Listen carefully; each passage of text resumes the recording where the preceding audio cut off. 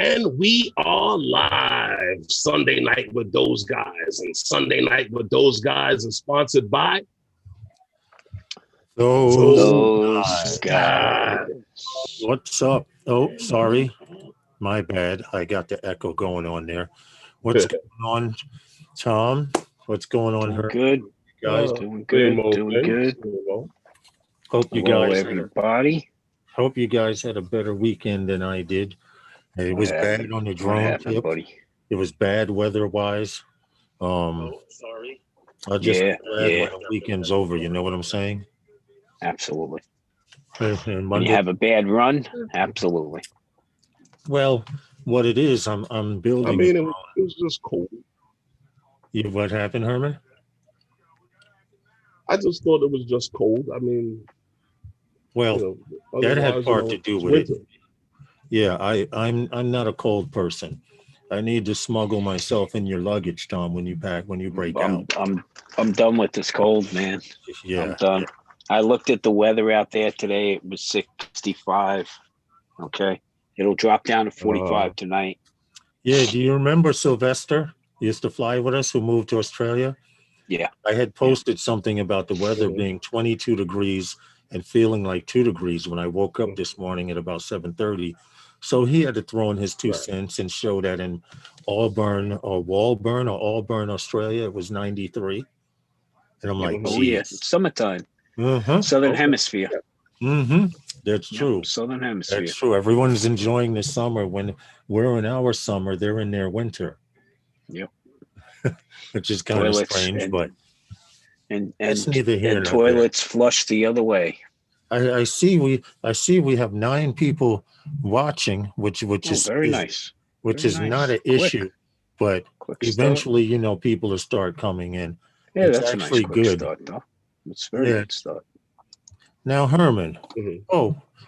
To get to the control. No, I know what. Never mind. I shouldn't even have to ask that. As I was just watching the chat, and I got to go to the control room to look at logistics and stuff. I actually almost forgot how to do it. I just don't like this way. The way we used to have to do it, Tom, is we schedule it in YouTube, and when Zoom locks in, what Zoom would do is connect you automatically to the live stream that you programmed. Well, that's what I said. I want to schedule testing that this week. Yeah, you want to test it. Yeah, you got to test that out because one thing you don't have here is you don't have the YouTube thing going up ahead of time, and being able to really. What happens is we used to do it that way. We could schedule it a week ahead of time, days ahead of time. Right. That's the nice thing about it, right?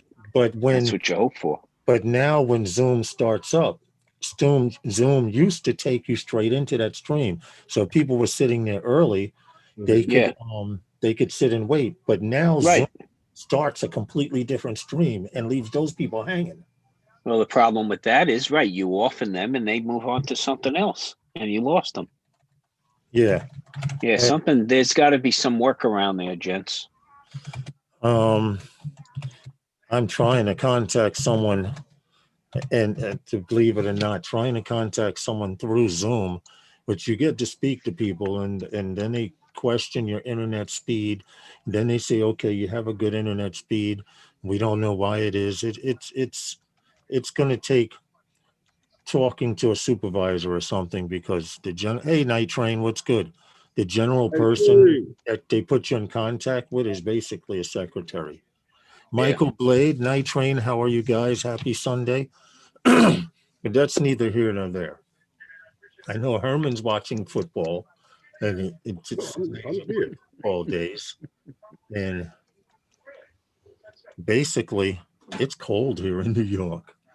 The life of Dan Squared, how are you? Welsh Rob, what's up? I'm glad that these guys... What's that, Tom? What happened? I'm just saying hi to Shaw there and everyone else who's joining. Oh, okay. I'm convinced that something is screwy going on with Zoom, because, Tom, every now and then you turn into max headroom, and I know you have optimum internet speed.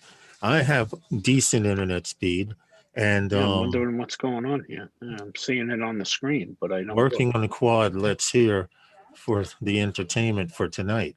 Well, that's actually good. It sounds like you work on an FPV bird. Hey, Classic, what's good? My like I said, my weekend wasn't too good because I'm trying to build this drone in FR7. It's a real long distance bird. When I say real long distance, if you were in the mountains and the country allowed it, and you could fly beyond visual line of sight, you could probably take it about 3.5 miles. And Okay, Rob. that's up into the mountains.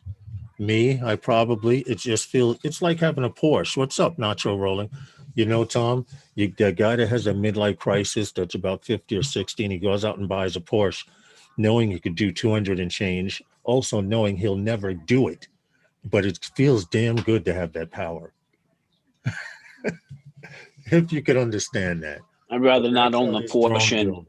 That's I'd how this rather not drone own the build Porsche and rent something and go drive the 200 miles an hour. So, is. Well, see, if you're having a midlife crisis and you're near the salt flats in Utah, I'm close, man. I'm close. then Okay. I could see the So real far, purpose in I'm only getting one. 14 miles an hour away, Yeah, get out of here. meaning speed wise. Okay. So Okay. I want to break the Hey, big Brant 2-0. Ariels, drone worship. What's good, man? Well, It's a long drive up. It's I think 9-10 hour drive. So wow. where we are out there, but Well, that is a good ride because from worship, how are you, Bill? where I live here to drive to Utica, New York, no matter how I go, whether it's through the Catskills or whatever, it's a 5-hour drive. And that's not an easy ride for me. In fact, I didn't enjoy doing it. I don't enjoy it now. But what can you say? Hope everyone's had a good weekend so far.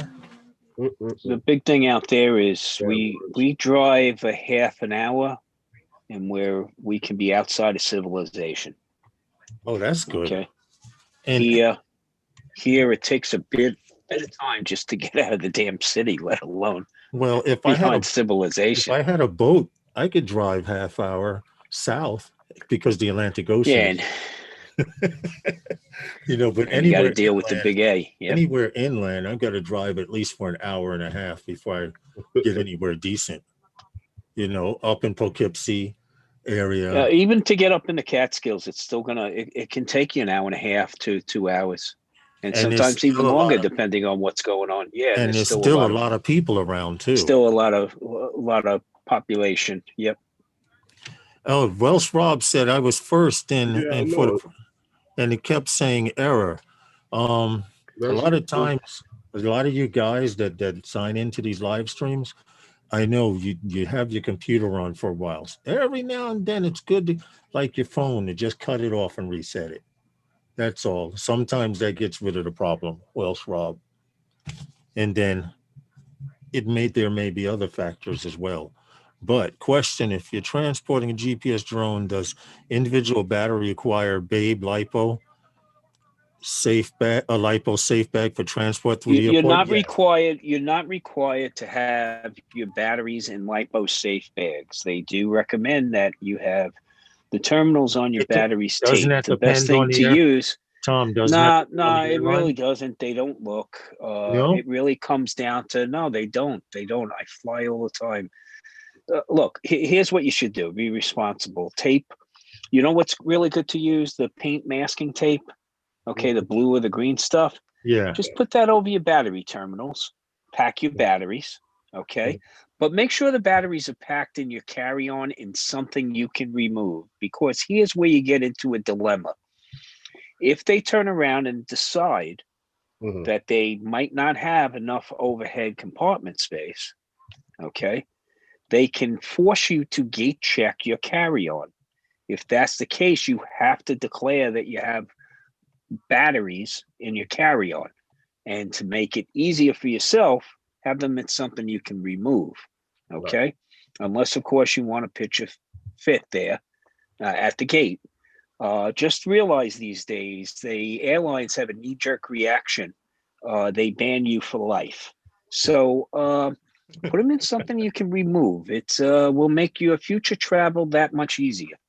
Okay. Okay, that's good. Well, That's that's It's a good. where public one of service those. announcement of those guys. Well, that's where one of those little charging bags, those Hey, little Rodney Bell, charging bags come in. You Yeah. can put your Yeah. batteries in that. repeat that. Little zip up Little- toiletry Yeah, the bags, little you know. those little lipo bags. I use to Yeah. charge my batteries in it. Yeah. Okay. You can put your batteries in that after you cover the terminals and throw that If in your carry on. Now, if like look, what Tom was saying, and they make you check your carry on, you could always just pull that little bag out. There's your batteries in it. Check your Okay. batteries. yeah, I agree. Now, here's a distinction you got to make for yourself, though. You know, look, if you're talking about transporting an Autel Evo or you know, a Mavic, a DJI product, yeah, no issue there. Okay, if we're talking about taking a ton of little lipos, 4S's, 6S's, you know, a bunch of different batteries, yeah, pack them in lipo safe bags. You'll do us all The a favor. lipo. See, that's what I was coming from actually when he had asked the question. I thought he was asking specifically for lipos because Yeah, I know if it's people take well, Amazons. again, remember that the other batteries are also of a similar build, but They are, the but thing Hey, is, Rodney Bell, what's up? Huh? they're not as protected, okay, and you have more risk for puncture damage and for cell overload. you're definitely going to have on to these. have it in storage mode. They're not going to let you take fully loaded batteries on the plane. They're actually going to level. No. There's no way. There's nobody Well, standing with there with a lipo, you meter. can't tell. There's nobody standing there with a meter checking, okay, where are your batteries at? Right. They don't even know if you press the button on a Mavic battery, you can see Right. it's 25 percentile. But, you know, none of that's done. I mean, look, I've figured out that TSA pre-check is the best way to get through. You can get through a bag completely stocked with all kinds of crap. I mean, I go through If the you bag pre-check has the bag has no. I have TSA pre-check on me. Oh. Okay, so the line I go to, I forget what it is, $80 for 3 years. I don't know what it is. I forget.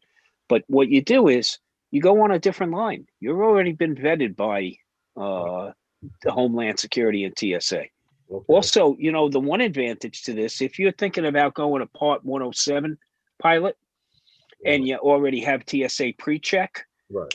you'll get through your background that much quicker.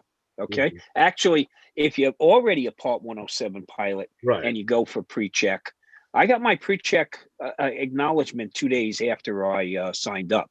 My wife, it took 3.5 weeks. Your information. Because you were one. You've already been vetted. Okay. But with the pre-check, laptop, iPad, Hello, Phantom Birdman. 4 Pro. I had a DJI Mavic Pro in there. I had a D850 SLR Nikon with another lens and a shitload of batteries and a shitload of accessories.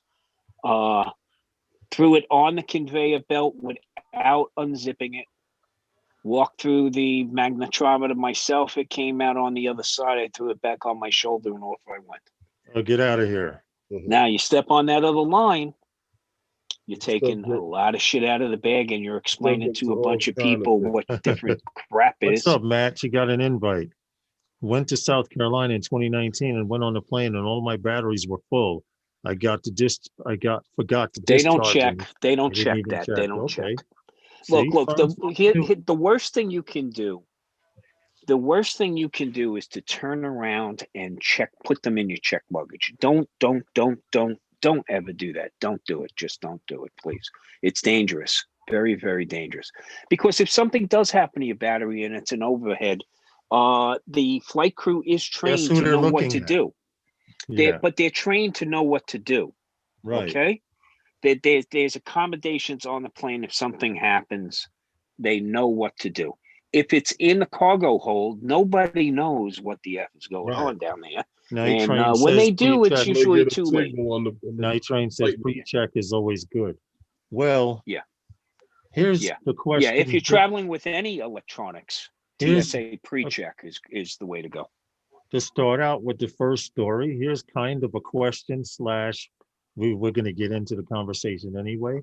But indoor drone applications, they claim at CES 2021, there were a lot of companies, or the companies that were there, because we know DJI didn't show and a few others, but a few of the companies that were there had drones that were specializing in indoor flying, which means basically under non-GPS.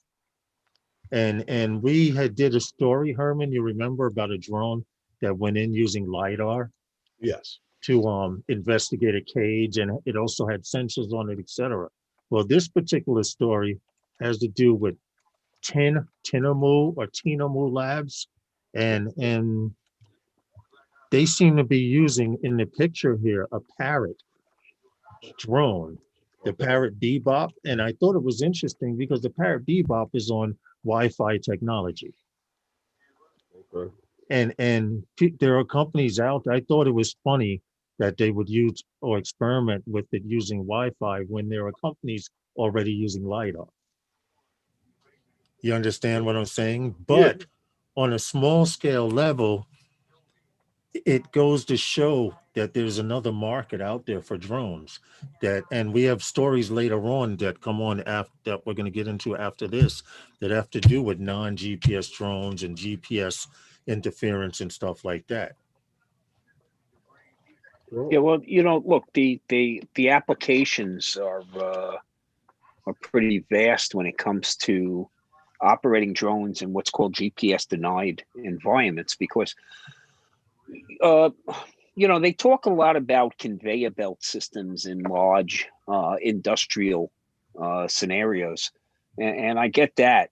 But what I also see it is you have miles and miles and miles of mines and shafts and active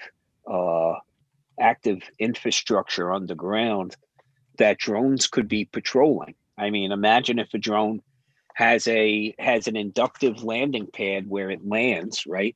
It gets its charge, and then it takes off after a period of time, and then it makes it down the next 2 miles, 3 miles, 4 miles worth of tunnel. Right. And actually checking in at different sensors along the way to make sure things are all good, collecting whatever information it needs, landing back, downloading. And, so there's a lot of security applications. You could put up a drone around in a petrochemical plant that goes up every so often and checks a quadrant with a sniffer, with an environmental sensor. Right. Okay. Or with thermal imaging to see if there's any heat spots or cold spots, or, depending on the type of industry. So, there's a lot of applications to use these things in areas that normally would be considered GPS denied, whether it's because of the amount of local interference, or it's because of not being able to get a signal, being shielded from a signal, or being in an environment you don't want to take a risk of being jammed in also. Right. Okay. So there's a couple of areas that this needs to be explored. Well, yeah, there was things that we covered like that before. We talked about what Lawrence has mentioned, the one with the cave where they used the LiDAR system and it was able to get an image back to And the Chernobyl. outside, and also in Chernobyl, when they went in to inspect to see if the because there was information that they didn't know about whether or not, I guess, the what was that I don't know if they were ever active or not, because they didn't have that information before. They went right in Chernobyl. We did a story. They had a drone that basically went in with a bunch of sensors. One to test radioactivity, another as a sniffer, and they were actually able, and got non-GPS a non-GPS area due to Yeah, shielding the cooling shielding tower. around the nuclear power plants, right? Exactly. And it Yeah. was a success because the drone did most of the work that they would usually have to send humans in. I just find it strange that this particular company, Tinamu, out of all of them, they have actually the picture is a parrot bebop Mm-hmm. in a tunnel. Okay, obviously Wi-Fi, GPS denied, but their device is strapped down to the top of the parrot bebop. Mm-hmm. And we've already done stories with LiDAR and stuff, but maybe some companies aren't that far advanced yet. But it's something to consider. No, it's a different. It's not that they're not advanced. It's a different approach. Right. Yeah. Okay. It's a different approach. Different That's approach. all. All right. That would make sense. Parallel technologies do nothing but complement each other, right? Right. That's what you hope for.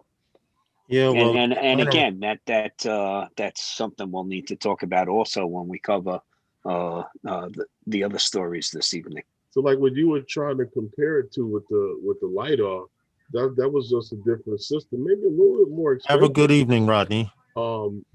Take care, Rodney. You know, another application. Hey, Tom, I'm going to run and get that beer. Go for it, bro. Give me a second, guys. You know, the LiDAR did make for like a nice, pretty display and everything like that. But that was also used on another drone that can fly on the GPS waypoint.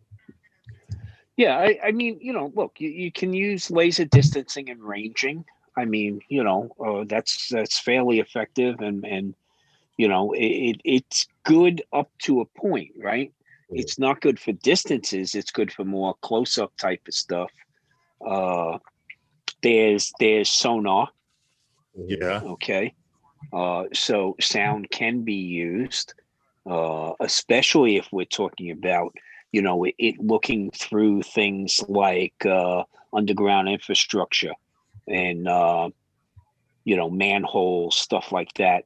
Mm-hmm. These are areas that, you know, there's a couple of drones we've already looked at, you know, that one with that's basically inside a cage, remember? Yes. That could bounce off of stuff. It was something similar at Chernobyl. Right. It was low impact crash tolerant. Okay, that was the best way to put it. But yeah, these are things, these are technologies that need to be advanced because, you know, you think about how much area a drone can cover. Mm-hmm. Okay. And that's what makes them very, very cost effective. Okay. Yeah. It's a platform that takes that of course, yeah, you have limitations with power sources, but it still can cover an incredible amount of surface area in a short amount of time over most other conventional means right now, right? That's the key thing, time. Yeah. Itself. Yeah. Everyone well, time is money. Time is money, right, man. Right. Time you is don't money. want to be in a place. How many times you hear that, right? Yeah, but you don't want to be in a place for 6 hours if you can get the job done in 2. What's up, Matt? Hey, what's going on? What's up, Matt? How are you, man? Hey, grab me one, Welsh Rob. Well, I'm Australian today, mate. So only because they didn't have what I wanted, and I used to drink that way back when. So I figured, what the hell? But segueing into the next story, Tom, the article you sent me was very close to the same article that I sent you guys about non-GPS compliant areas, like, well, not compliant, but no GPS stuff like yeah, GPS denied areas. Yours, which the New York Times explained it a lot more detailed. Yeah, I mean, so go ahead. It's a situation where you know, we got a couple of things to cover here, but right, because we gotta mention the topic first, because it's the main part of this part of the story has to do with protecting drones, UAS, anything like that from GPS interference, because you guys don't realize how much actually can screw your drones up. So let me just give you a little bit of background real quick, okay? So today GPS is being used for a lot of different things. Everything. We rely on it. We rely on it for a lot of things, and you don't even realize it. Your banking transactions rely on GPS. Just think about Amazon, UPS, DHL, okay, FedEx. Can they even operate without it? So think about the amount of people they employ on routes. And being the number of people and the large populations they employ, you know, those populations are just a cross section of our population. So there'll be the occasional individual that will, you know, on a route, will turn around, like right near Liberty International Airport in Newark, park his, and I won't mention which delivery company, park his van and turn on a GPS jammer, so he can shield his truck. his routes from his employee. Fortunately, that caused some heartache at the airport, as you can imagine. So this becomes a problem where we have, say, even drones that are carrying out. You know, we won't go into the ramifications on the manned aviation side, because there are other alternatives on that side. Okay, but think about the drones. Okay, think about what we're focused on here in our conversations is the impact on drones and their ability to fly. Okay, in those types of situations. Right. Now, if your drone is on delivery operation beyond visual line of sight, imagine what happens if it gets jammed. True, because this article was saying that there's so many clueless, careless, and criminal people out there. There is so much working against your drone when you're actually flying GPS. You could be flying GPS to an area that's not even out of the line of sight. But now you can actually buy a jammer or device that puts up a geofence around your office or building in the event you're having a special event and you don't want anyone flying drones there. Well, the problem with jamming is you don't necessarily prevent them from flying there. You prevent them from flying safely there. Okay. So that's the distinction you have to make here. Okay. Now, there's a whole different realm to this, and that's called GPS spoofing. That's when they can interject a completely different signal as to the one that really is being broadcast to your device. So you want to explore that a little. That can get rather scary. I find that interesting because the fact cruise ship industry asked the FAA if they could do it, and they were denied because of the amount of GPS shutdown they could cause. Yes, now, absolutely. Absolutely. I'm curious to know how GPS outage is reported, because such things that we talked about, what's that, Sky Vector? On there, they actually, you can actually go there and find GPS outages on it, and I'm just wanting to know how often, when they're actually reported. So here's part of the problem. Ships in the Arctic and in the Black Seas are reported issues. Ships along the mainland China coast have reported issues because the Russians and the Chinese are notorious for putting up jams, and they're really screwing up shipping. Okay. A ship,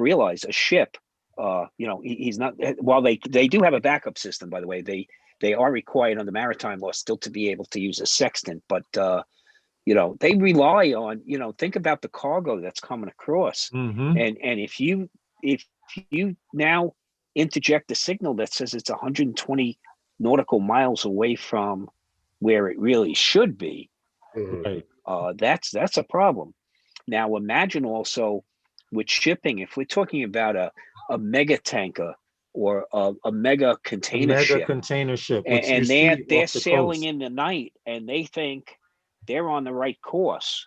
But Right. unfortunately, they're on intersecting courses with something just as large. Just think about how catastrophic that is, not just to human life, but to the health of the oceans, and also to the shipping industry. So, a few of those So can really bring you know something that, to its knees. here, So you pretty know scary that stuff. here in New York Harbor, certain ships cannot pass under the Verrazano Bridge unless it's a certain tide, either low tide or whatever it is they pass. Now imagine a super container ship losing GPS and not realizing how close they are to the bridge or anything floating in the water. Well, thank goodness we still have a harbor pilot requirement here Yeah, in these straits. So before anyone heads into. yeah, you can't. You're not coming under the VZ without a harbor pilot on board. Right, because the peninsula that I live off of, you actually see the staging of the overseas cargo ships. There's a group that stays way out that you can barely see, but you can tell. Well, they're shelfing. It's called shelfing. Yeah, what they're doing is it's like a staging process. Oh, that's one of the jobs. That's one of the last jobs you'll see go in New York. Yeah. Well, that's not likely to go anytime soon. Ever. Okay. Yeah, that's not anything. I would say during our lifetimes at least. Okay, or maybe some of you younger guys. Okay, but yeah, you need a harbor pilot to get through these waterways. There's too much going on, and there's too many hazards. I mean, remember, these waterways are filled with nothing but hazards here. Yeah, that's true. You have man-made, and Mother Nature's. Right, Hell's Gate. You better know what you're doing going through there. Hell's Gate is a unique place, man. It's amazing to watch the tide go in 4 different directions all at the same time. Yeah. Right? Yeah. But getting to your part of the story that you sent me, and I didn't read it all the way through. Yeah. So think about, when we talk about GPS jamming, and we were touching upon the drone aspect of it. Right. Think about your convenience factor today. Can you get anywhere without it? Yeah, maybe in your local neighborhood. Okay. When was the last time you took a look at a Hagstrom map? Okay. That and that's the light side of things. That's a soft life side of things. Okay. Right. Guess what? Your banking transactions rely on GPS. Your networking. Your just write your phones off. Your cell phone. Everything. Now, blackout on your phone. What happens? What's your daily life like without your phone today? I know how people are when they're just charging their phone. We can't get you to stay home and put on a goddamn mask. Okay? Imagine if we asked you to do that without your phone being around. What would you do? Okay, there'd be claw marks on the wall. Well, like I said, so that's what society is today. To the world. It is. When their phone dies, they can't deal with it. So imagine without GPS. I just have all the stuff to drown out the voices in my head, dude. Okay, that's what happens then. I mean, those voices come back. We're all in trouble. That's all I'm saying. A GPS. Think of a GPS blackout as just as bad as a power outage. Well, we experienced that during not during Sandy, not 9/11, during Sandy, because right after 9/11, 2003, we got hit with a northeast sector blackout. I think all the way down to Atlanta. Yes, I was at work. The East Coast was out. Oh yeah, I remember it very well. If you guys people coming out of the Flatbush Avenue extension emergency exit at Myrtle Avenue, thousands and thousands of people coming out of the exit for the people we got out from under the East River. Okay. Wow. Coming out through the emergency exit. Yep. Okay. Everything stopped. Everything. And just so think about it. I mean, that's on the power side of the fence. Okay. But guess what? The power switching sites are reliant upon GPS timing as well. So what really has to, the federal government has, under a Homeland Security Act, a couple of years back, has required us to look for redundant type systems, similar to systems that are used in the maritime industry, like Lawrence, okay, Lawrence, which is basically Lawrence, which is basically low power transmission sites all over the coast that the Coast Guard manages, and it's used throughout the world. Most of Europe, I know the Soviets use it. Most of them in the Middle East use it, and we have to get our act together and either use low orbit type of systems. Because think about it, the GPS signals are coming from satellites. They're pretty high up. And So that's it's why the not that signal is so difficult. weak. It's not that difficult to jam them. Okay. It's not. But thanks to Right. 5G, they're slowly creating a network that will interact between the satellites. So Thanks, Ray Kelly. Yeah. Yeah. That part of it I really like, because it will really be a network. Yeah. Just like Elon Musk is trying to build a network of satellites to encircle the Earth, so he could supposedly supply free internet to some countries and whatever else. Free. Which, by the way, he was denied he wanted to at one time put a satellite over Puerto Rico to supply free internet, and he was declined by the government. As to why, I could not tell you, but I remember. Well, his hearing Skynet system is being built out to the point it's going to get the coverage he's looking for. I mean, it's just. Well, it is. Every time they send up a space. I'm just trying to figure out satellites. I'm just trying to figure out. I think it would have been better, instead of the last administration creating a space force, that they created a space sanitation force. Yeah. Okay. Yes. Because at some point in time, somebody's got to pick up this crap that's out there. Well, technically, wouldn't that be covered under the Space Force?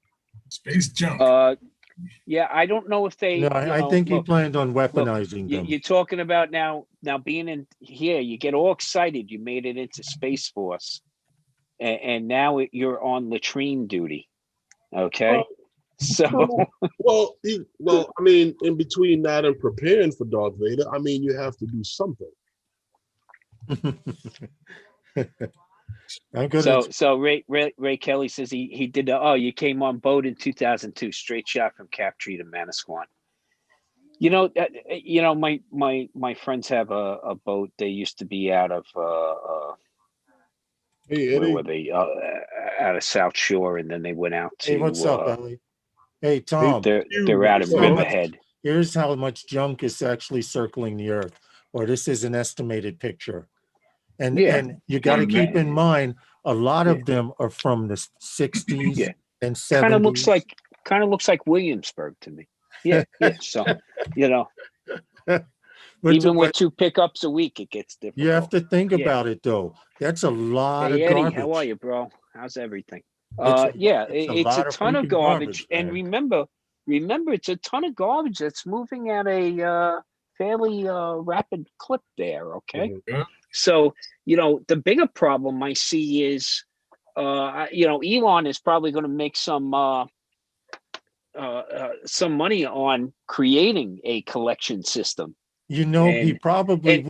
And do you know how much gold and precious metals? Yes. Is in that stuff? And it's and back then it's even more pure than present day, because. So I think the next fight's going to be whether you get salvage rights or not, right? Or you got to return them to the rightful owner. Look, one man's garbage is another man's treasure. And what I mean by that is, I just wanted to show this one picture, but we are literally polluting our solar systems, because as the satellites lose power, if they're not stuck in a continuous orbit around the Earth, it's drifting away. So basically our garbage is. It's not. The problem is all of that garbage is in a lower altitude. Mhm. Okay, it's in a lower orbit. So the Hey, problem is flyby guys. What's up, Roger? it's less likely to Hey, drift Roger. away than More it like is to land. re-enter. Yeah. Okay. Re-entry is a problem depending on the size. Right, and Okay. trajectory. Well, more, yeah, it depends. It's more likely to, where you get some of the drift is because of bouncing, where it doesn't make it in because of the angle of entry, but Hey, what's up, it's Eddie? more likely it's going to burn up on the way in. Mhm. You hope. Okay. But then again, I remember being in a friend's backyard in South Ozone Park, hanging Right. out in his pool, when a piece of structure from a 737 landed next to us on its approach to JFK. So, Wow. hey, space junk coming down, depending on the size, I don't think it comes down as gently. Okay. Well, if you remember, Or Sophia I think it Skylab might would come not. down at a slightly different temperature. If you Put remember, it there the was other Space way. junk? that Skylab was going to crash on land, but they was able to aim it. It made it not so much that they aimed it, that it through the grace of God hit the largest surface on Earth called the Pacific Ocean. Yeah, Okay. yeah, So, lucky yeah, for that's true. us, we're mainly a water body. Okay. But what do you think could be an option for blocking or not blocking GPS? Because Well, this it's is a very finding big redundant issue. systems. It's finding National redundant Defense systems. Authorization Act is for Homeland Yeah. Security and Yeah. Departments of Defense and Transportation to come up with an alternative. Mhm. And guess what? Already done back in March. Yeah. We're talking 5G. Already decided upon. Already decided upon. Now, it's not that it's already decided upon. It's more that they've identified several technologies. Now, the big dispute is which one. And I think you don't go down that road of saying only this one and only that one. I think what you do is you look for a blended solution, because that brings you more redundancy. That brings you a higher fallback rate. Okay. And where I want them to protect things, I want them to protect the financial market. I want them to protect our logistics. Okay. Yeah. And think about my convenience factor third in that. Okay. I'll forego spots 1 and 2. And we got to think about that more and more as these things start to happen, that our personal convenience is going to be impacted. Well, what's a While problem? they sort these things out, but we got to get to that point where they sort it out. You Okay. know what's a real problem? I mean, as a drone pilot, we already have to worry about no-fly zones and temporary flight restrictions and You stuff. won't need Now, for you. a couple of $100, Tom, you could buy a jamming device and do So like let this me tell you something. did and plug it into the Yeah. lighter of your car. But so they that's only can't going to see work so on the far, job. because remember something. Thank you, El Remember, Smeghead. you And what's up, dude? Oh, Smeghead. you're only going to have to worry about things like where I can take off and where I can't take off for only so long, because Right. it's not going to be your worry anymore. You'll True. either be able to take off or you won't be able to take off. True. So if we Something stop else, stressing about it now, we can figure out where we can fly.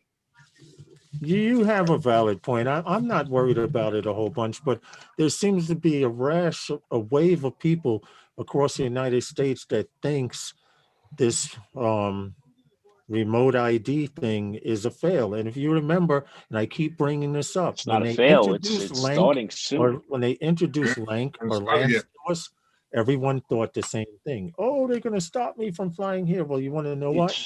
It's working, and you're It's using it. likely to not be complaining. published this week. Okay, so if it gets published this week, for remote ID, this coming work week, then 60 days from then, okay, so this would be April time frame, it would be enacted. Okay, actually it would, it would probably be closer to the beginning of April, end of March. It would then be enacted, but then it takes 30 months post that date to fully roll everything out. Okay. So we still have some time, and full compliance isn't necessarily required until certain things are rolled out. Well, I know where they But the research, donated. if you need to research, don't do it. Time out. Don't do it. If you lapse, don't worry. You know, I don't know what the big concern with people is, oh, I lapsed. Look, if you didn't fly all, you know, COVID lockdown, you didn't have to rush out and go take And a you test. weren't a Or real even if drone you, pilot. well, even if you took it, well, it depends on what it is. If it's a side gig or something like that, you know, a lot of people are just worried about that first gig before they were even worried about the side gig today during the pandemic, right? But here's one thing people don't realize: you're still certified, by the way. You're not current. Okay. Right. So now when the online comes out, take the online. Okay. And then what you'll also get is you'll get that certification to be able to fly at night also, with the new online recertification. Now that probably won't happen. I'm guessing my guess is like June, July timeframe for the recurrent testing. Are you talking when we might start seeing some experimentation? No, I say the recurrent test is fully online, okay, by that time frame. What's up, fellas? Hey, what's up, Ray? What's up, Ray? So that's what's up? You'll be able to take your 107 recurrent online, I think, in the June, July timeframe. Okay. Well, if it's your time to take the test, I wouldn't wait though. Well, look, if you're earning with it, absolutely, right? You got no choice. Right. If you're not earning with it, why are you going to go into a test center needlessly? Okay. If you're not earning with it, then your flights are recreational. You can declare it as such. You're still a Part 107 pilot. You're still bound by Part 107 pilot rules, by the way. If you think that just because you're not current, they'll go, no big deal. He's a recreational. No, you're still a Part 107. Okay. Look, it's like it's like a single engine land, okay, or aircraft single engine, C, depending on what you're certified for.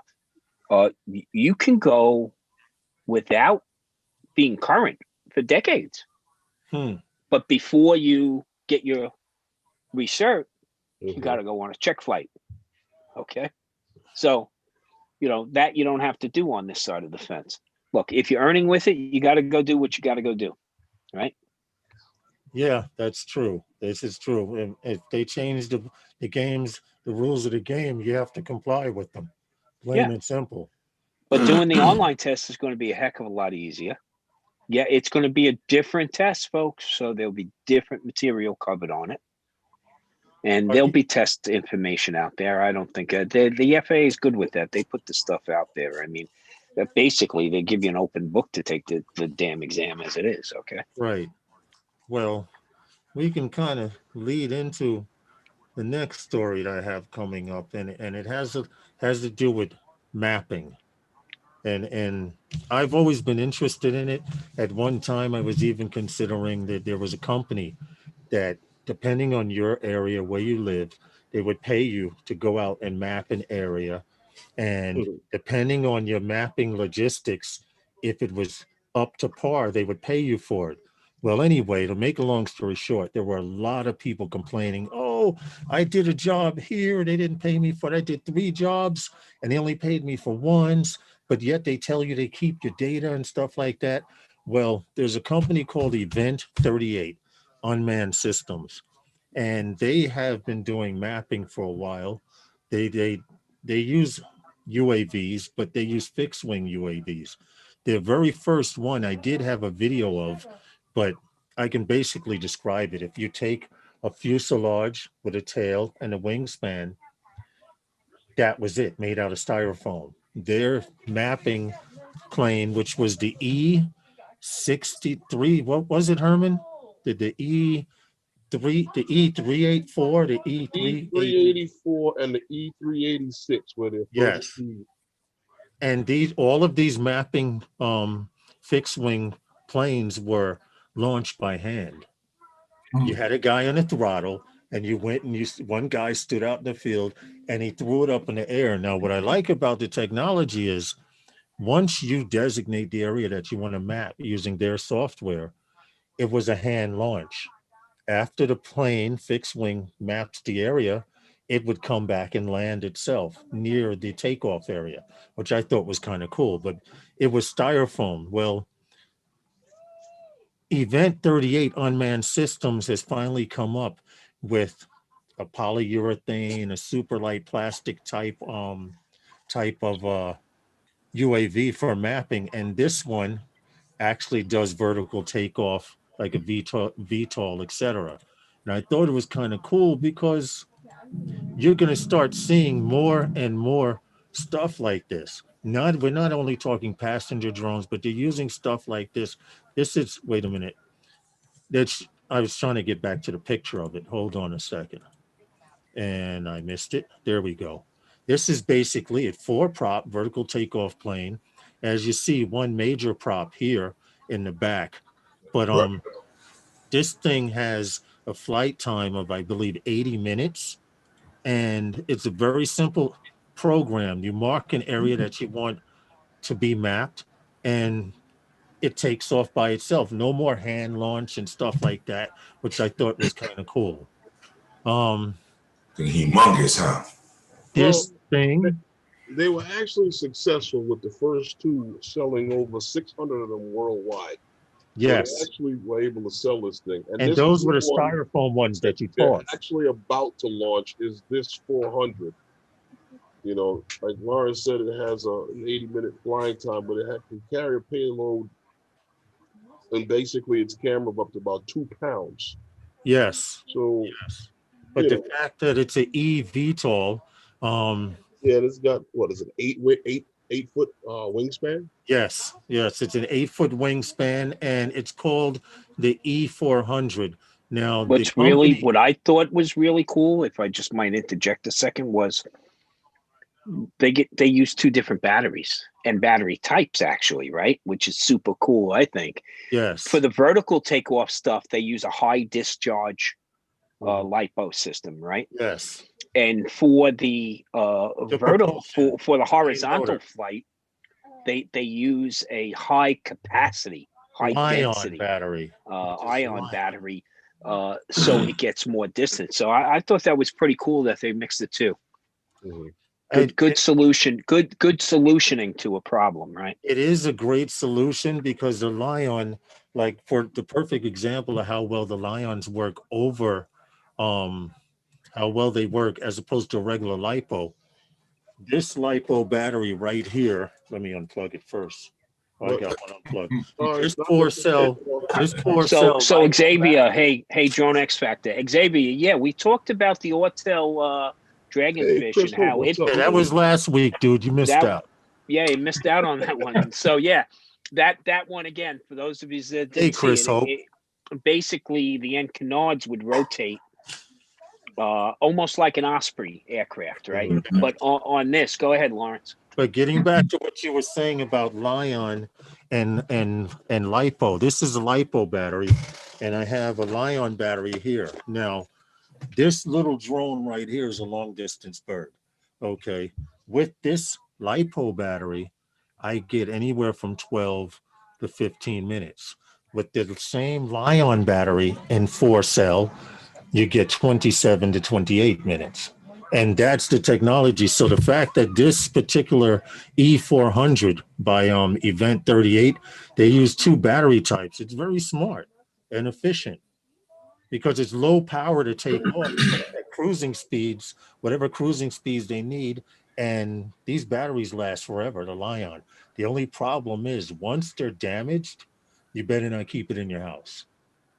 They're very volatile, but that's the same thing with this. If you puncture one of these, this is more fragile, but this is more volatile, if that makes any sense to you. What I was saying. Well, what you were saying about them being a company that specializes in mapping, Yes. The fact that the way the drone actually operates makes it also good for surveillance, for security, and also for inspection. Those were the three major applications you can actually use this drone in. This is the Oh actual, yeah, definitely. this is the actual video. Hey, nameless droner. Remember that Go the mark it payload, and check it they're out. making a, what's really cool about this company too is they're making a plug and play payload. So like the one thing you said, Herman, security applications, right? The watchdog up in the sky. There's a payload for that. It's a plug and play payload. Now think about 80 minutes and you have this huge complex, this industrial complex that you're doing perimeter security is one of the requirements. You can have this thing orbiting for 80 minutes. Imagine how many orbits it can make. Right. Ray. And then another one takes Ray, off when this one is recovered. But hold on, Tom. Yeah. There's a yard that Ray recently took pictures of next to where he works.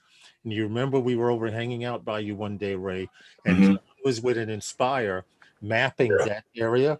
Yeah. The problem was every 14 or 13 minutes they had to land and put 2 more batteries. Well, that's what, the good thing about the mapping technology that's out there. Okay, Pix 4D. I'm very familiar with that.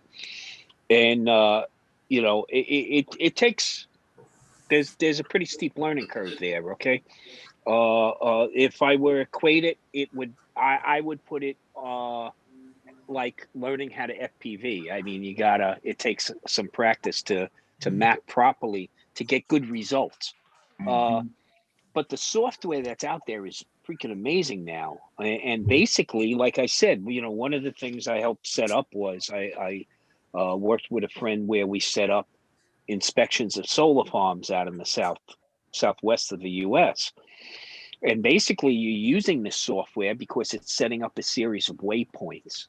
Okay, and so your drone would take off M600, M200 series, take off and hit all these waypoints.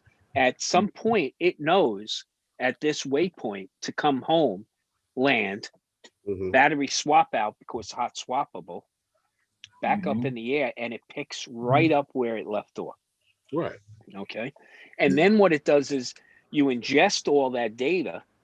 It goes up to you got to have some firepower. Unless you're going to use a product like Pix 4 React, which is more suited to public safety, which you could run on very low performance hardware. Pix 4D, on the other hand, it takes some muscle, some processing power, and some time. You have to be patient, and then it will produce all that. Now, So what's basically, happening now in the industry is you need a they're machine coming out with near real-time processing for some of this data, which is really going to make a big swing in differences. The live stream capability is one aspect of it, okay? But the data ingestion also is another huge aspect. So imagine that if not only are you getting that visual spectrum of data back, but you're getting all these other data points, heat, humidity, okay? Maybe a different range of different chemicals that are sensed. All these things coming together, make for a very, very efficient workflow once you put it together. And the cost implications, I mean, what would, think about it from a solar farm perspective, right? Yeah. To go out to a solar farm and inspect 10,000 panels. Yeah, you need something that can fly. It takes a ground crew 2 weeks to complete it efficiently. Right. Okay, that's pretty good. Right. Okay, it takes an M200 series. Okay, 4 total hours. 4 hours. Okay, and that's doing it twice, by the way, just to make sure you get all the data points. And then you upload that data to the power company. And then from that point, they decide, because actually what in this case, this was basically they're looking for heat signatures on the panels. Okay. And if they saw cold shunts on the panels, they knew the panels were not absorbing energy. and then they would tag those ones to be changed out, and then you would get called back to do a recert where they would give you a wash list, or basically an Excel spreadsheet of what waypoints needed to be checked. And you go in the software, you punch that in. You automate as much of these processes as you can, and then the drone takes off and it just looks at those spots. That's all. And that data is fed back to the power company. And then now, think about it. What would normally take them 2 weeks and then take them a series of weeks to react to after that, and then a series of weeks to certify that, now they're done with one run done in a short amount of time within a couple of days, where they can actually increase the frequency in which they do those inspections at a much lower cost with less liability, which what does that do? That increases the efficiency of output on the panels, which lowers their cost to produce. So bottom line, it's a moneymaker. It's a moneymaker for them. Less manpower, more money saved, but you can direct somewhere else. Well, here's something really quick to diverse the subject. For those of you who own an Inspire series or larger, all the way up to the Matrix, the M600. Matrice. Well, the 200 series, 300. I did. There's a Canadian company out there named Delson that designs quiet props. Now, this isn't a paid endorsement or anything, but I thought it was cool that now you can make your Inspire, which sounds like a giant flying hornet, a lot more quiet. I don't know if you guys will be able to hear this, but this company Delson makes quiet props from starting at the size 15-inch, which I think is the base for an Inspire. They use 15-inch props. Correct me if I'm wrong. I could be wrong, but I believe that's what it is. But the fact share computer sound. Hopefully I click on this and you guys will be able to hear the sound. But put a 1 in the room if you hear it, a 2 if you don't. I apologize if you don't, but the actual sound. This is a drone carrying a 6.6-pound payload, and pretty soon they'll show a video clip of it with the new props. Same drone. Can you guys hear this? Yeah. The first one. Now, a lot of you know that. I'm still trying to unhear the first one. Oh, this is nothing new to people who fly camera drones, because they have quiet props for all of the consumer drones. But this is technology. This company specializes in selling. It's a Canadian company, once again, in selling quiet props. And you have to think, with all of these drones that are going to be in the air, delivery drones and people with camera drones and stuff like that, you have an M600. I'm sure you'd love it to be a lot quieter than it is. It sounds like a couple of lawnmowers. I've never heard an M600, but I've heard it's loud. It makes its own way. Yeah. It's there. It's there. Okay. Have you ever seen that Phantom 4, the RTK Phantom 4 for mapping? We have a bunch of them. Yeah, I'm familiar. I haven't seen one up front, but I'm familiar with them. No, we actually have. Yeah, the guys using them all week long at the site, the new site, the Amazon site over there. It's got the hump on top of it. On top of it, That's the RTK modules. They have to maintain a little bit of diversity between the two over by you, Ray? Antennas. And they have all the DJI sensors all around there, and this thing is sending back data to this drone. So also, Ray, what you might not be seeing is they have these ground targets. Yeah, they put them all around. Yeah, that they had to actually get the civil engineers in, and they do the whole layouts. So I mean, the accuracy of that stuff is amazing. Amazing. Okay. The guy was showing, because he saw me flying mines, and then he flew over by me. I was like, "What you doing?" He said, "Mapper." So I went over there and saw it. They had DJI makes these sensors like you normally would see guys with these lasers. They make these sensors and they put them everywhere. They're on a tripod, and tripod. Yes. Yeah. It's really cool. those are the RTK ground stations. Ground stations. Okay? Yeah. Exactly. And what's really cool about them, besides them being able to ingest the GPS signals, Mhm. you put a SIM in them, right? A SIM card. Right. Okay, just like your phone, you put the SIM card in there, and then what it does is it connects to the cellular network as well. So if you have a couple of these set up, they Yeah. set up to the cellular network. Mhm. They also get the GPS. Which help for accuracy. Now, accuracy, you're talking about 2 to 5 centimeters of accuracy. Yeah. Okay, which is incredible. Big, huge difference. And here's the other thing you don't realize, Ray. When you see that Phantom 4 RTK up in the air, Right. if you had a Phantom 4, okay, Pro, and a Phantom 4 RTK up in the air at the same time, you would look at the video signals and say, hey, they look identical. But the one thing you'll notice is the non-RTK is going to be moving around like this. Mhm. Yeah. Okay? Yeah. Yeah. Where the RTK It's is steady. going to be Yeah. freaking rock solid, man. Yeah, Rock exactly. solid. Yo, And that, DJ, see, that improves the accuracy For that it's so mapping. steady in the sky. For mapping, that also right. improve, yeah.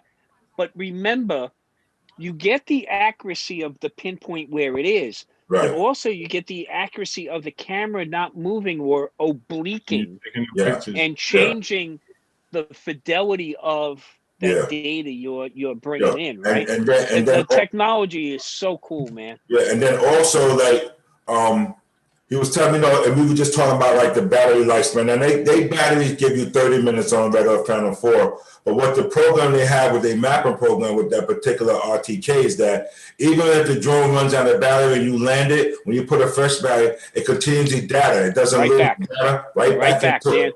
So you're up saying right it's hot, where the it left RTKs off. are hot swappable.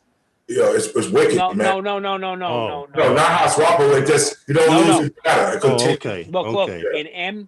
an M210 RTK, an M300 RTK, definitely hot swappable. Yeah. Okay. Yeah. At Okay. 12,000 and 22,000. Okay.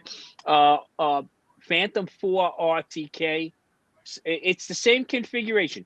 The only difference you'll see on the bird is the GPS. The hump. Is the hump. Okay. Okay. You won't see any other difference. Takes the same batteries, the whole thing. Okay. Right. Exactly. But I mean the newer batteries, yeah.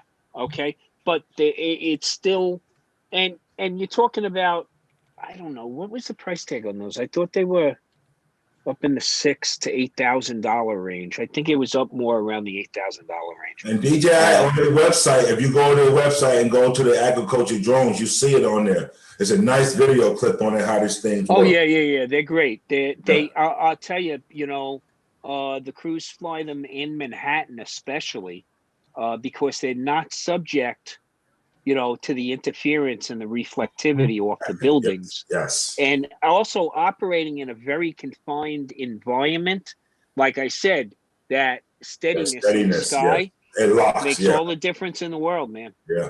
The only downside, and here's where it would have been such a sensational winner, if you could have put thermal imaging on it.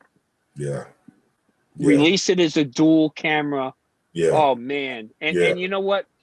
The Phantoms would have a life for another 10 years. Yeah. That airframe would be around for another 10, man. You're right. Yeah. How long has it about been? that. When did okay, trivia question. Who can answer it first? Let's go to Google. 2009. Was it 2009? When did the first Phantom come out? 2009 or 2008, right? 2004. 4. All I know is that they've been talking about the Phantom 5 for 3 years now. But yet they still selling that right? Phantom 4.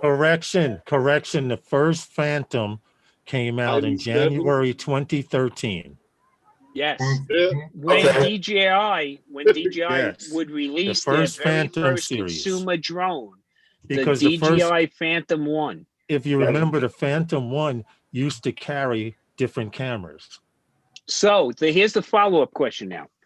Who was the first consumer drone released? Quick, come on. The first Parrot. consumer. I'm Parrot. trying to answer that without AR drone, man. Huh? Parrot AR drone. You know what? You could have bought it. You could have bought it in Brookstone. You know You could what? have You bought were it from right. Sharper Images. Two businesses Yes. no longer Yes, around. you're right. Sharper Images is no longer in Manhattan. I remember that store. Yeah. That was the And tech Brookstone store. in every mall, right? Yeah, Gone. but you're right. But Sharper it was Images did Parrot. have it. I got a AR gift drone. card. Still Yeah. I got a gift card for them. I think you can still buy stuff online. Okay. Of course, why do you have to go out of business online, right? You just Yeah, resell out of Amazon. I that's remember all. the Sharper Images because it was in the village. That was the first quadcopter that was released Wow. commercially. Yeah. Yeah. That's interesting. That's it. And I'm not. Wait. They had Is one Eddie, inside the trade center too. I was going to say, is Eddie still in the chat? Eddie, do you still have one of those? What was it you took out not too long He ago? probably has it in he probably has it in a glass case somewhere. Right. Yeah. Yeah. Wow. And what year was that, though? That's the question. When was that? So it was the mid to late 2000s, it said. Mm-hmm. But 2010, the French company Parrot released the AR drone. And I remember that because when it first came out, it was really First expensive, able to be but they controlled had that solely flat by a panel Wi-Fi antenna. connection. The flat panel antenna almost cost as much as the drone, which was supposed to be some booster relay, if you remember. You had the regular Parrot controller, then you had this thing you had to strap on to your radio, almost like a harness, because the panel came out in front of the radio like this. It was an elongated panel. Let's see if I can get a picture of it. If I pull up. For those of you after the stream, I posted a nice article up in Air and Space magazine about the evolution of brief history of the quadcopters. So, okay, there you go. Yeah, that was no flag. You know what? I'm trying to find it. I'm trying to find a picture, and they keep trying to let me look at the Parrot Anafi, which I'm not trying to get a picture of. You know how it is when you search, they have spiders. So you put the word parrot and drone and they, in fact, they're trying to show me a boosted antenna for $369 for the Parrot Anafi. No, thank you. Do you know that one thing that technology is definitely doing, especially autocorrect, it's making us incredibly stupid. Yeah. We're going to have a whole generation who does not have even the first inkling is how to spell. Okay. Well, right now we know they don't know how to put a pen to a piece of paper. Okay. Well, I mean, you could actually learn from the autocorrect if you actually read what's going on. Okay, so how many times something like Grammarly when it corrects your grammar? If you actually reading what's happening. Hold on, I got to write down these points because the first thing is, how many times have you looked at what you just sent and said, that's not what I meant, and had to quickly go back in and correct it because of autocorrect? Okay, so imagine, and that's if you that's if you're conscientious. On the phone, yes. That's if you're conscientious and aren't that incredibly self-centered. Okay, different problem with population. Okay, but so learning from it, right? And the other point you made is Grammarly. Okay, I guess because I'm in the technology sector, and I see, and in the government sector where I see a lot of the warnings and the cyber command stuff that comes out regularly. Grammarly is when you install Grammarly, you're basically allowing Grammarly to see every bit of correspondence that passes across your fingertips, whether that be a Word document you're writing or an Excel spreadsheet or an email address or typing in social media. So Grammarly probably is one of the biggest data brokers on the planet. I could believe that. Think about it. I could believe that because I'm going to tell you, voice to text, and a lot of you have experienced this. But voice Alexa, to or text, as I've renamed, but asshole. voice to text on my phone is funny because I could say the word sandwich, SANWICH, and because I watch Martin, you know, the comedy, the sitcom, they say sandwich. Yeah. So when I say sandwich, it puts sandwich, and when I say sandwich, it puts sandwich. Ambulance instead of ambulance. Mm-hmm. Yeah, I grew up in New York, dude. Dropping your phone. Yeah. Remember, I rode an ambulance up in the South Bronx for several years, man. So, Stop dropping your phone. Yeah, but look, you know, this is look that there is, you are just one bit of a treasure trove for these companies. Mm-hmm. Every bit of data they can collect on your rear end, man, even down to what you're using on your rear end, okay, is something of value now, okay? Except we ain't getting a cut of the pie. No. That's the problem, okay? Well, you never were intended to. Yeah. I just type like it. I like that, Welsh Rob. I know. I'm starting to use that as my excuse. You know what I'm using as my excuse, Welsh Rob, on the poor text messages I send? My age. Okay, I ain't woke. Okay, I ain't woke. I'm a boomer. Okay. Problem is, let them think you're a boomer, and then get them when they're not looking. Okay. So what Lawrence was saying with the text to speech, that's everything about pronunciation and the speed in which you speak. But just imagine how cool AI is, and whether it's windy or not. Because I've said, but Lawrence, they're terrible, man. They're terrible, and every year it's a trade-off for another feature. Whenever they fix something else on the phone, do you realize, it can get better and it can get worse. No, but do you realize how much better it's getting over time? Where there's even products out now that you can download, and will do your whole voiceover for you with natural, you know, inflection and tone instead of sounding like a computer voice. I mean, it's getting better and better because they're collecting all this data. Now think about how AI is. You know, machine learning is incredible because think about how many dialects in the US. Now, that's the United States. Right. How many different dialects of Spanish are there, right?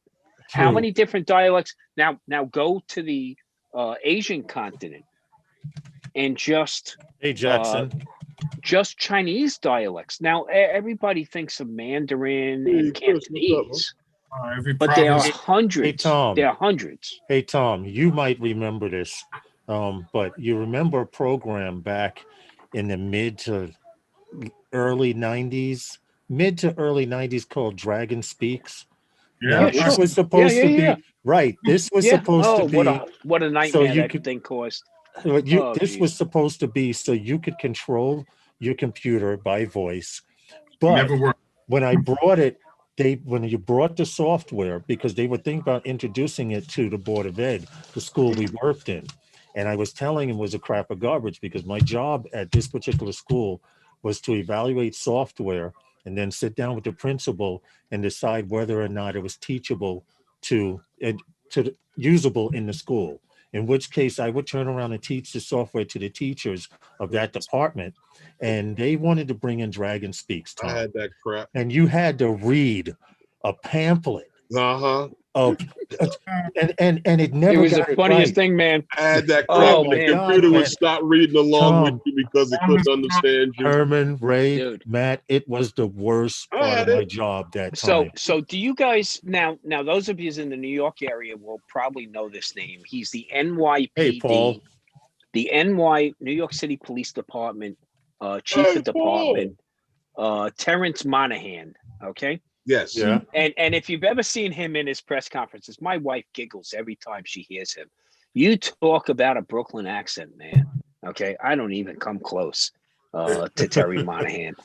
It is the funniest thing. Now picture this. Terry Monahan, this real Brooklyn Irish, you know, forget about Boston. it is.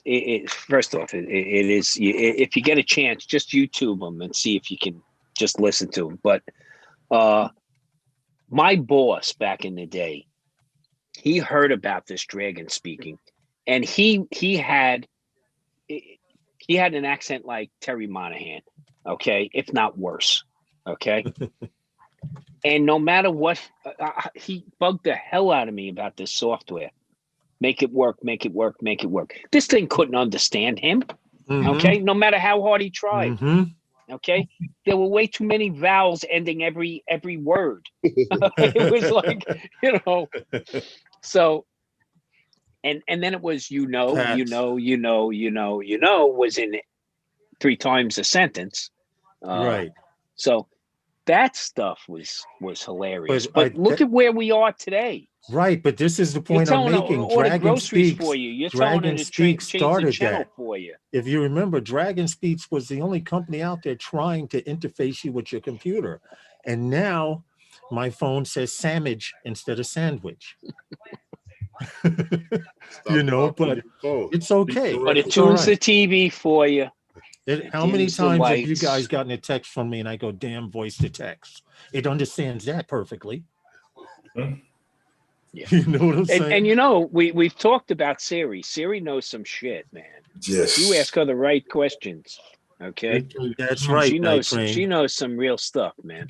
Yeah. You did have to train the software, and if you didn't speak clearly, or you said tomato, if you said tomato instead of tomato, but you know where the difference. Lawrence, that book that you're talking about, it had to read along with you. And if it didn't understand you, it would stop reading. And if you got frustrated, it would never understand. But think about it. When that first came out, what was really revolutionary about it was that it was a product just for accessibility. Just for accessibility. Yes. Now think about it today. We take these things for granted. But think about people that are paraplegics. Think about people that have mobility issues, right? From. Yeah, this is where this stuff really pays off now, and that's really the market. And even when we are talking about drones, think about a drone, robotics, right? Taking care of people that have mobility issues, and we're getting to that point now. I mean, just catch a couple of Jetson reruns, okay?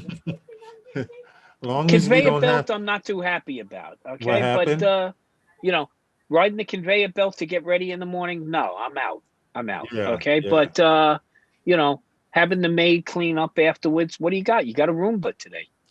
Now they have a bathroom robot that disinfects your whole bathroom. Yes, it sprays the whole. I've seen it. It actually sprays the entire shower, and it cleans it basically. I'm a little skeptical about it, but how are you, Paul? I like to see tech like that, though. I do love tech. Yeah, I'm sure everyone here does, because we're drone pilots, or even if you're not a drone pilot, there's some kind of tech out there in today's modern day time that you have to like, even if it's your damn ATM card. Please, I have a coffee. You used to have to swipe, now you just push it in the slot. I have a convection coffee cup warmer on my desk. I'm a tea drinker, man. I'm a Lipton black tea. So you have a mini nuclear stove on your desk. Yeah, I got it right there, man. So it keeps the temperature, right there at the right time. Who wants to drink cold? Look, if you're drinking iced tea, that's a different thing. When you're drinking hot tea that goes cold, not the same thing. So, hey, that's technology, man. Okay. Come on, Jackson RC. He says none of it will be in my house. Well, technology's in your house. None of it will be in your house that you don't know about, maybe.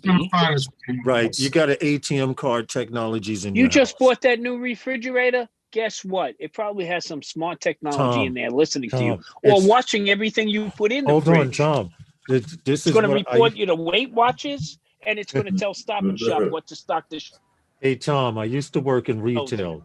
Up until 6 years ago, and a lot of the servicemen were complaining because back then Sears was still in business and he was starting to sell smart gadgets. Sure. Now, a lot of people don't notice, but there are refrigerators that require, with the screen on top that you connect to your Wi-Fi. Now, combined in this, You may not know it, but your refrigerator will send out an email to a technician saying that it needs to be serviced without even letting you know. Without even letting you know. And you'll get a call from the technician, and the technician will be like, well, you'll be like, well, I didn't call you. And he'll be like, well, I got an email from Wait. My health diagnostic system in my vehicle. Well, I got 2 vehicles, right? We're only using the one car right now, okay? Because the bikes are in the back of the other car and we're not going anywhere. Right. If I get a notice, your service is due. I don't have the mileage on the car. Oh, but the time, it's like, Mm-hmm. and do you know all this gets reported to Carfax now, and that could affect your. Yeah, I'm sorry, guys. I'm still not coming to the dealership. I'll make an appointment with Pep Boys. Thank you. Okay. But, so they're tracking everything, man. You went to Chick-fil-A? I know you went to Chick-fil-A. It's Okay. not, Tom. You went It's to the so pharmacy? bad. They know you went to the Hey, pharmacy. Tom, technology is so bad right now that you can be driving on the road, and I've had this happen to me. I've stopped on a corner and there was a McDonald's there.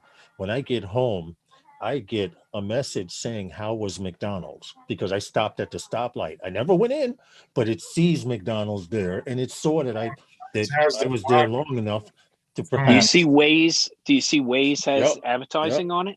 Mm-hmm. You know where Checkers is, you know where McDonald's is, you know where Yep. Five Guys is, okay? My phone They're conversation discussing an freaking item. damn enablers, okay? Oh, well, Fly Guy Merrill, the reason your phone conversation is discussing, and it's not just your phone. If your son has or child has an Xbox with a microphone, or you have a television with a camera / microphone, or there's a laptop on, there's something out there called spiders.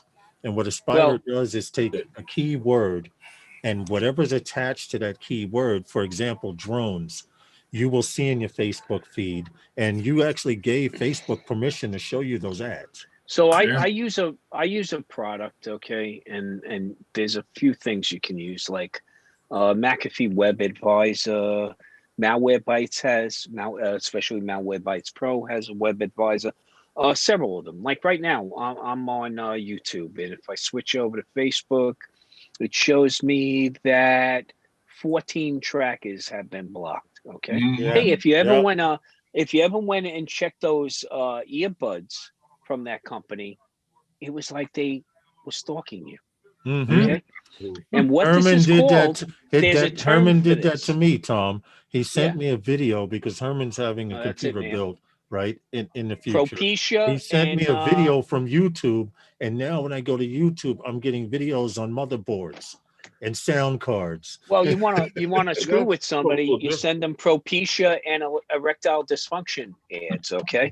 So, and there's a term for it. It's called being in the hive, okay? Yeah. So once you're in the hive, so do any of you use discounts like Honey, or use any of those sites where you're looking for the lowest price? My wife does during the holidays. Selling she uses your those data. apps. So you're getting discounts, or any of those apps where it automatically finds the coupon for you, or you go to Bed Bath & Beyond and use the paper coupon, or which even they better, give you to pay the everybody. $29 a year, and now you get the 20% off whenever you go in. Well, They a lot know of people don't know how Tom. many coffee pods you bought. They know how much, how often you buy your shower liner. Okay, they got you pegged, man. You're in the hive. Well, this is true. You can't get out. If you fly, I can't remember. I need a shower line every now and then. Fucking remind me. Look. Some of it's good, right? There's always a lot of it ain't bad. A lot of it's good. It's life, right? There's trade-offs in everything, Ray. Right? There's an upside and a downside. Exactly, the upside is when you're looking for something, it's a lot easier to find.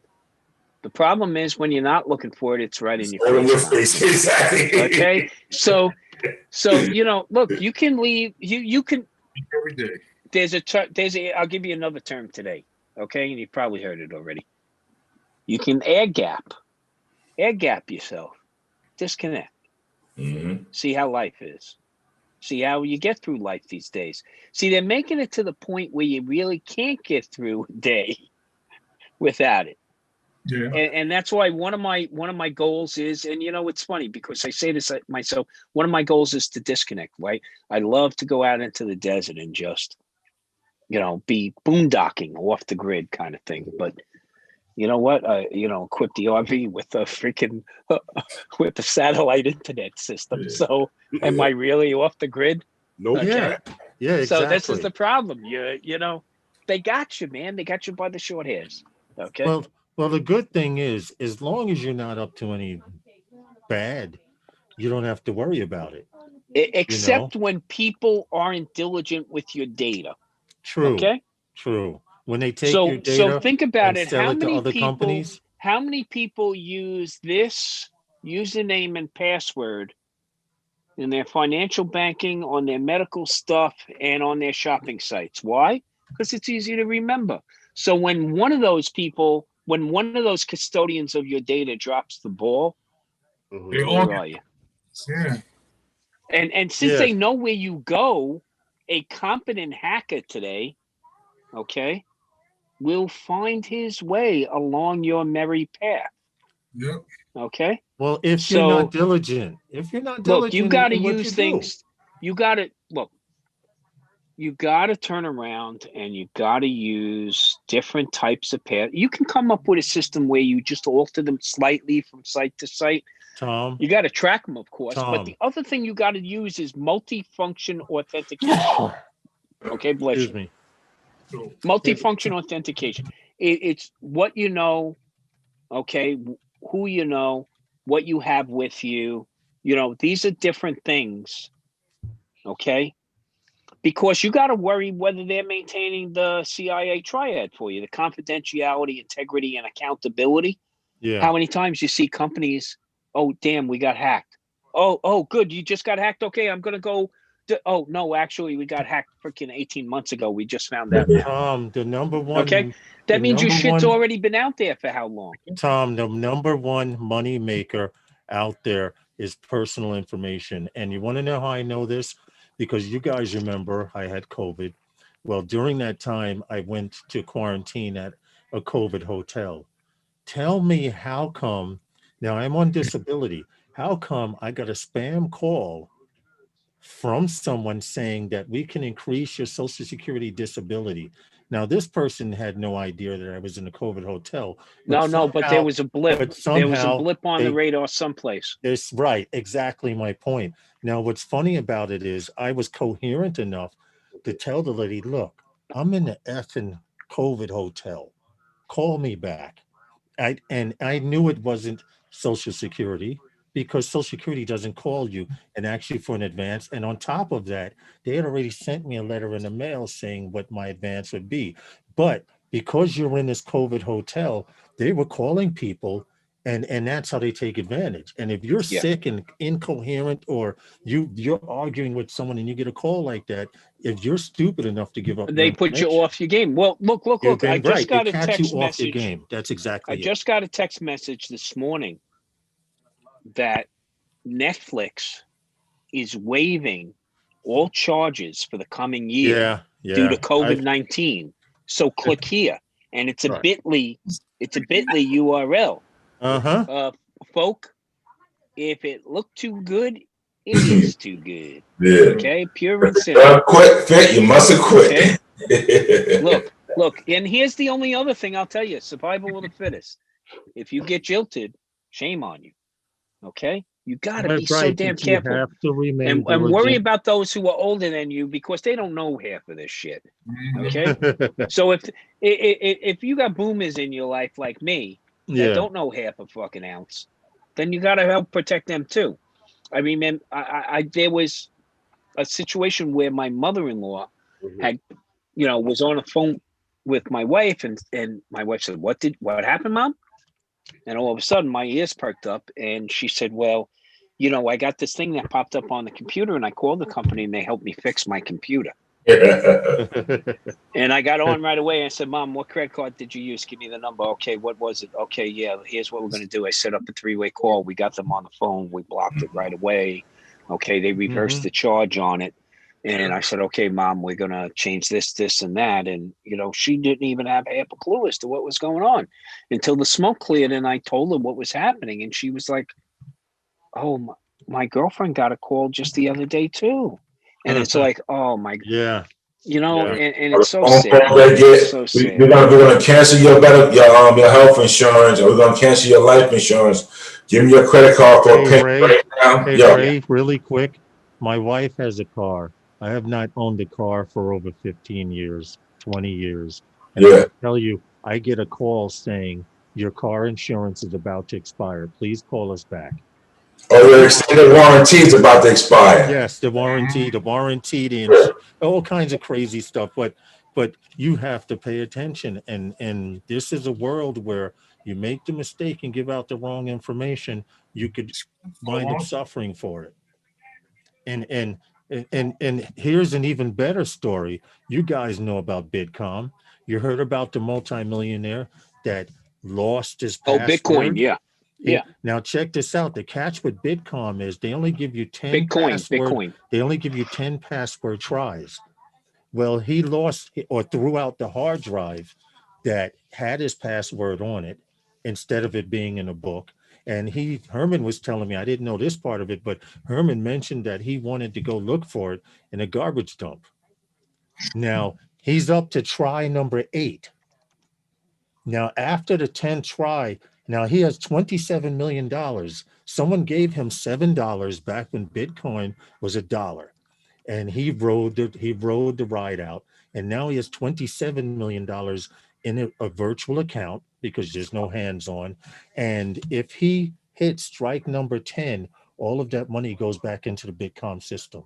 So basically, Bitcoin. I say con. Cha-ching, coin. Okay, so today, for those of you that didn't think about investing, I won't tell you how much I have because I don't want you to envy me. It's trading for $32,000. How much is going for?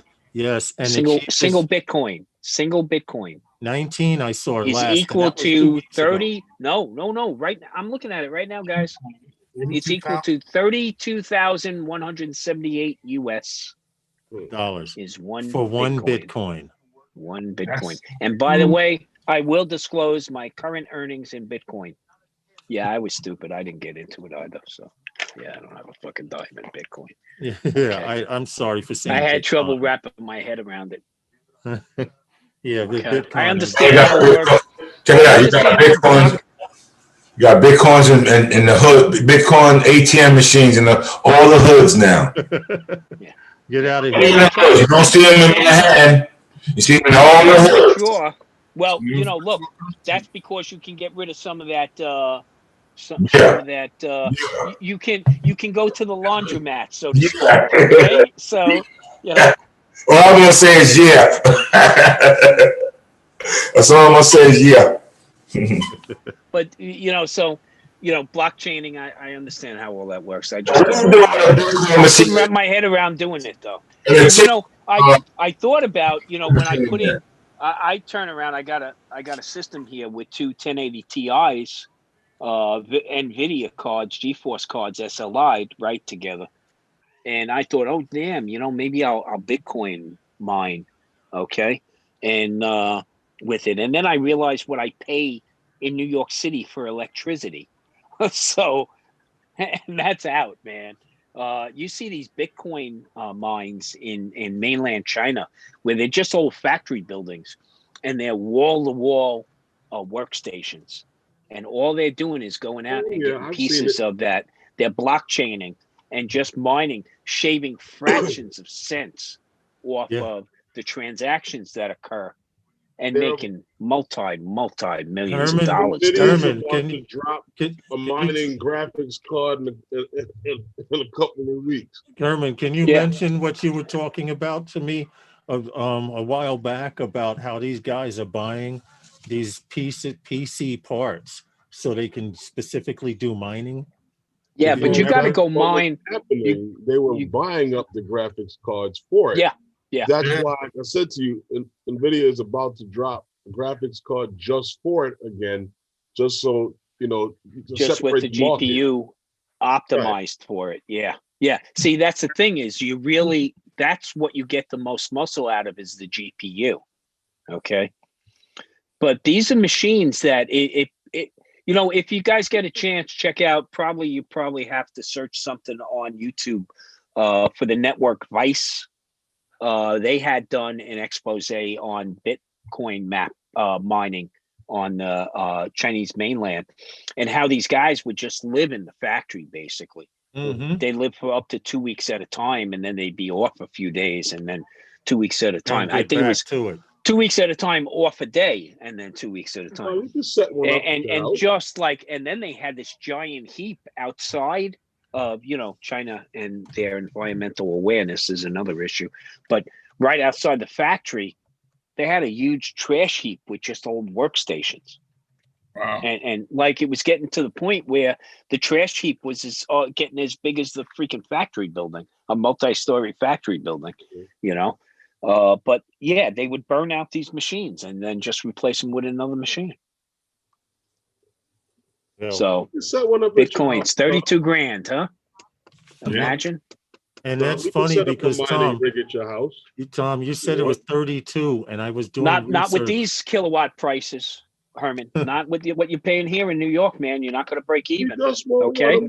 Look, see, and this is the thing, and people question me, Tom, why did you seek to live in? You're going to go out to Henderson, Nevada for your retirement.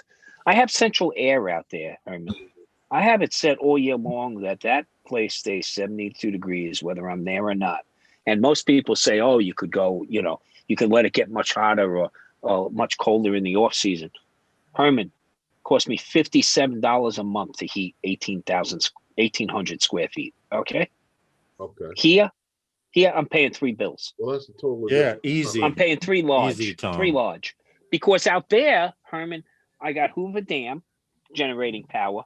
I got solar farms. I got wind farms. I got thermal farms out there. So are you going to? I totally understand that. So Tom, I know once you're out there, you're going to put some panels on the roof or get a weather wind vane to put on your roof.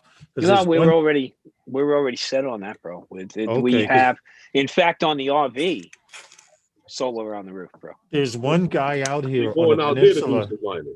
But there's one guy, Tom, where I live out here, Battle-born batteries, who actually was selling the actual fans that you put on your roof for power, and everyone thought he was crazy. Yeah, no.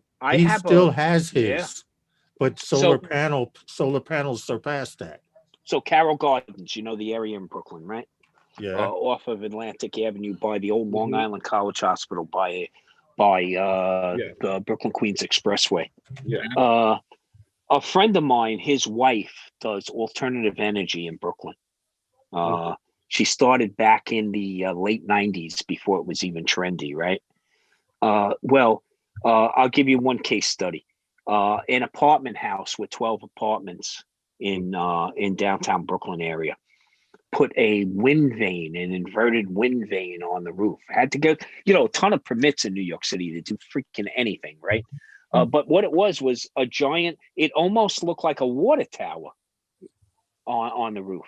Okay. One of those wooden water towers, but actually it was all screen mesh, and it was an impeller in there. And just from the natural wind blowing, this thing would constantly turn. In fact, the landlord was selling back more energy, than he was using, and decided to cancel and rewire the building for a single electric meter, and no longer have his tenants pay their own electric anymore. Okay. Because he was generating it. Okay. Wow. So, and passively, okay. We're not talking about a lot of energy being expended for that. Right there. So he was actually he was making enough energy to satisfy those 12 apartment units, plus selling back energy to Con Ed, which under law, they have to reimburse you for. Right. Isn't that some kind of tax write-off? Not only with the tax write-off, but his recovery period was 8 years till he was in the black. Okay. Now, this is a guy who put this in about 2002. Okay. Okay. So he So went he's into ahead the of the black game. in 10. Man, he's, you My know. boss put a 5,000 square foot, actually a 10,000 square foot cogen building to back up the Fairway supermarket. And you talking about Con Edison had a shit fit when he did that, but Con Edison is giving him over $1,000 a month back, like for this cogen building. And with a supermarket, you got to have instant backup power, and it runs off of natural gas. Yes. Yeah. And it allows you, think about it like with an RV, right? What you want to do is you want to put panels up on the roof. Now the thing is with the panels up on the roof, now you can go into a regular dry cell battery and recharge those. But say you have a 200 amp hour dry cell battery or even an AGM battery. Right. Well, really, you only have a 100 amp battery because you can only bring that down to 50%. Because if you go lower, you're actually damaging the battery and lessening its life, and right? Tom, that was So the what main you do issue. instead, like me, you go for these Battleborn, that's the brand name, Battleborn. Lithium ion batteries. So the difference here's the difference. For an RV, you're talking about $200 and some odd for a battery. Okay. And that battery will weigh close to 100 pounds. Okay. Now that's payload. Now you go for a Battleborn battery of the same amp hours. You're going to pay $1,000 for the battery, but you'll be able to discharge that battery down to 5%. Down to 5%. See, Tom, that if with a you safety remember, factor, right? But not Tom, only that, but your weight. Okay, your weight's down to 30 pounds. If you remember, a huge Tom, difference. But hold on a second. If you remember, what really slowed the increase of solar panel was the battery technology had not caught up to the couldn't catch up. Yeah, but Yeah. now it's getting there, right? But here's now it's becoming worth here's it. the other thing with AGM or dry cell batteries or the wet cell batteries, right? I'm sorry, correct. You can't put those inside an RV. They have to be outside. They have to be vented. Guess what? With the lithium batteries, they can be internal compartment batteries. And in fact, you want to have them in internal because you want them to be in a environmentally controlled space. You want to keep them warm, right? Right. So all the RVs now that are optioning out lithium-ion batteries come with battery heaters. Okay, but the thing is the huge amount of power you get. So you get yourself, 380 to 400 watts of solar on the roof. You turn around, you get a couple of Battleborn lithium batteries, and you can boondock off the grid for a while. That's the cool thing about it. Yeah. And now the TVs are 12-volt TVs, so they're efficient.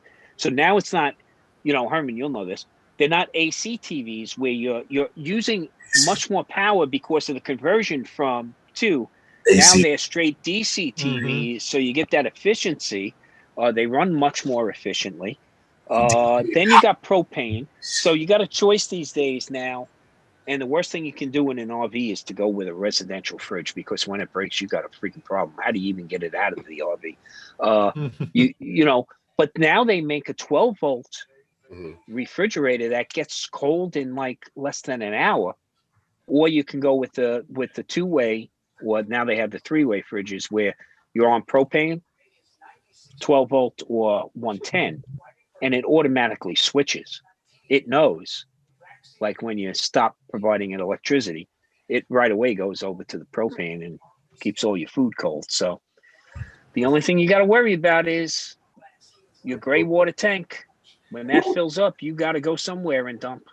Okay. That's your dishwater and all. The other end of it, these things have full baths now, man. It's, you know what it is? It's taking your 5-star hotel with you on the road. And I'm not talking about a Class V Rockstar bus. Well, because of COVID, Tom, the sale of RVs is off the chart. Well, that's why if you're looking for an RV, here's what I'll tell you. You can barely find one now. Well, now, no, I'll tell you now. Now you can get them, but let me tell you something. If you are looking for an RV, give it about 12 months because there's going to be a ton of slightly used RVs available for sale. Okay, Right. because a bunch of people bought RVs and don't realize what an RV lifestyle is. Okay, hey, it's all good. Let me tell you. Okay, I'll give you the real deal. It's all good until you have to dump your black tanks. Waste. Okay, so you just gotta, it's life, isn't it, Herman? There's always a trade-off, man. One day it's candy, the next day it's poop. Okay, it's a trade-off, bro. That's all I got to discuss. In the RVs, you got to No, but let me tell you, you talk about getting out there and seeing what this.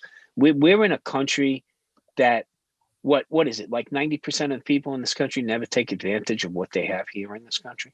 Well, And the freedom we have, that's not so only true, that, Tom. but the actual freedom we have to move around.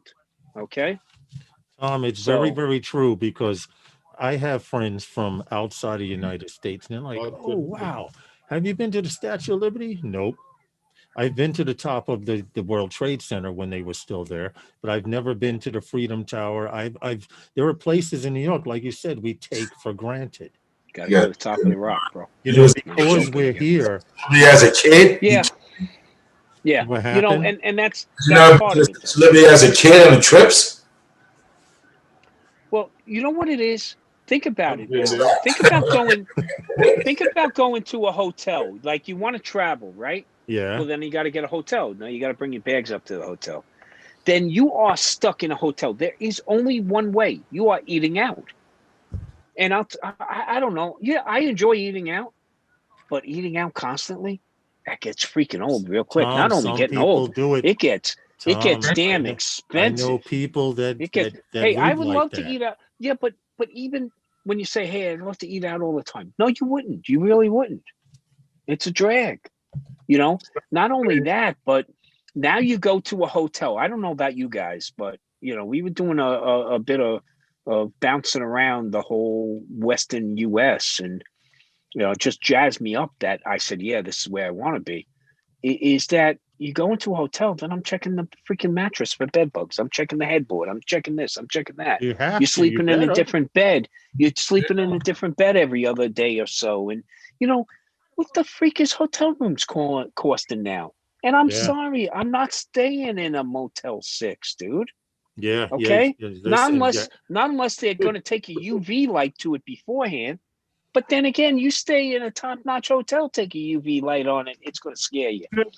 So I got a freaking queen-size bed, theater seating, okay, a little kitchen area, okay, full bath, an outdoor kitchen, an awning that comes out automatically. Only okay, I can take the RV, TV off of this wall and put it on the outside wall and plug it in and kick back in my zero gravity chairs. The only problem I have with an RV is, and I like people who travel in them, my only problem with them is what food you serve. You better not serve cabbage or beans.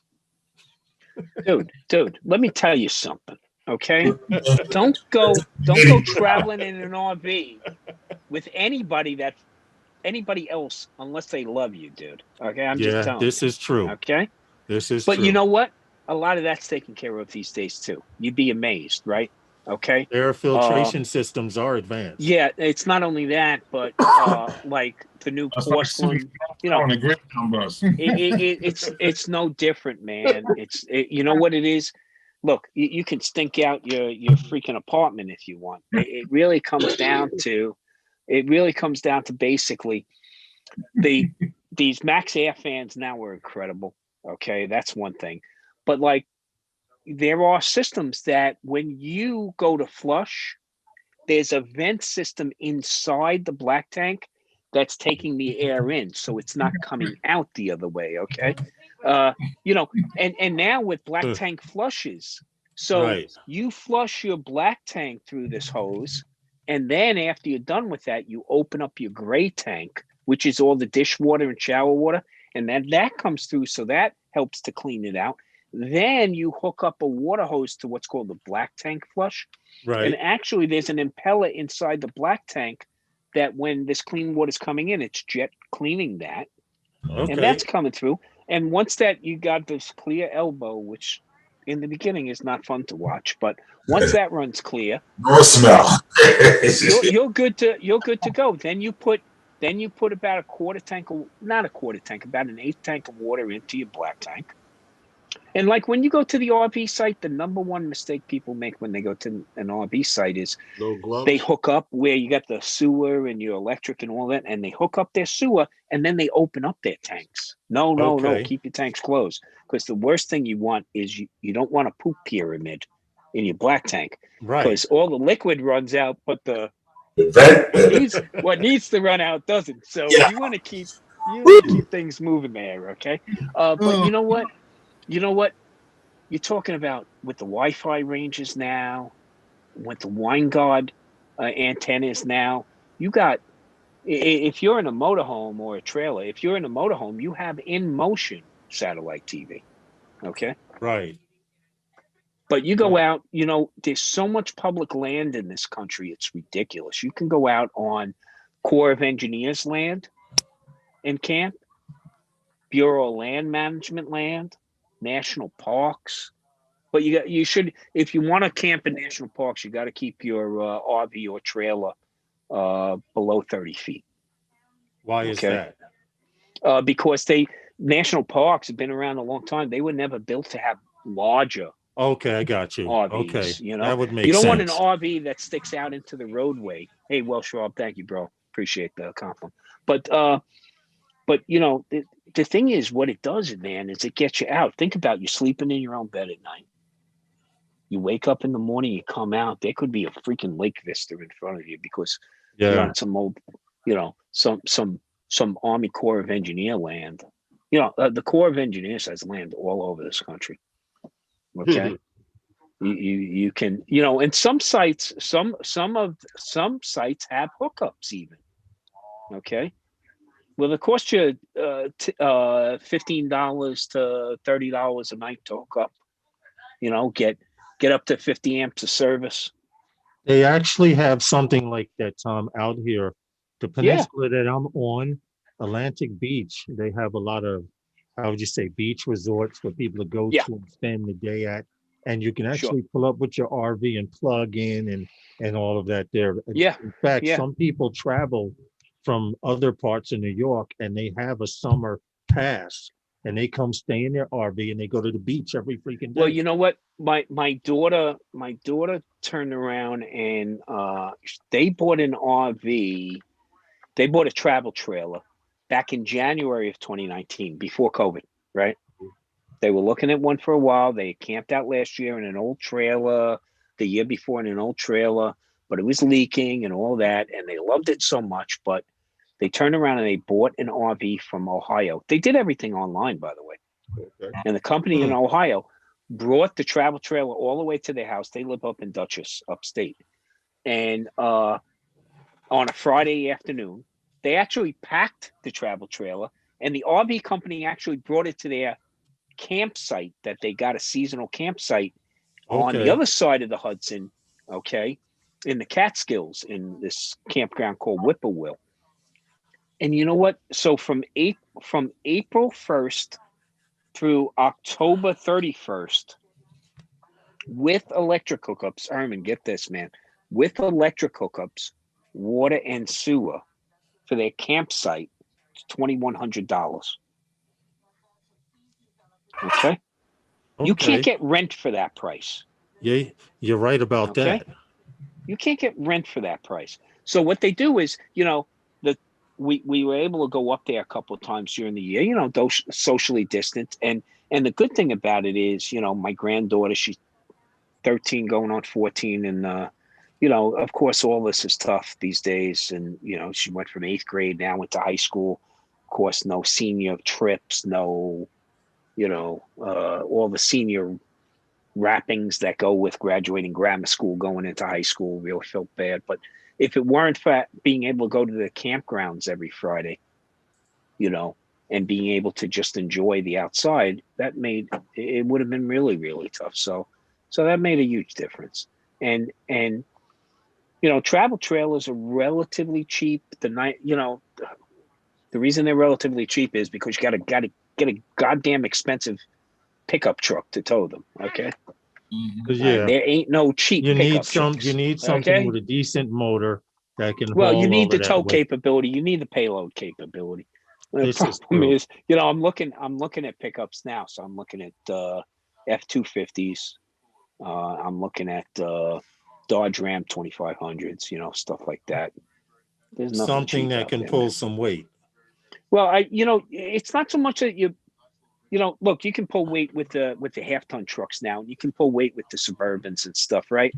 And they all claim to be able to pull a ton of weight. The problem is, if you're right at the limits, okay, Yeah. then are you really being safe? I want the luxury of a lot of payload, so I'm never even close to the limits. Because when you go to the limits, man, you got to worry about your braking, your stopping ability, okay? And the last thing I want That's to worry true. about is stopping on the highway, towing 8,000, 9,000 pounds behind me. Still going. Okay. Yeah, that's That, true. I remember back in the day when Take when I care, was working Bob the Casey. street. We appreciate you Take care, coming in. Bob. Right. See you later, Bob. I Listen, remember great show. drive. Great stream as always. We're going to end it here at Oh 7 yeah, here we p.m. go. 7 Val o'clock, man. just went live, so I know a few people are going to jump over there. Don't forget to come check out Herman I on talked Wednesday way too nights with much. those guys. Paul's live at 5 p.m. tomorrow, and Roger's live My every mom morning kissed the at 8 blind a.m. stone when she was pregnant with me, bro. Anyway, Okay. Sunday nights with those guys is sponsored by Those Those guys. guys. And we appreciate you all for stopping by and supporting us and keep continuing to come back. We try to keep you interested as best we can. You guys have a great evening.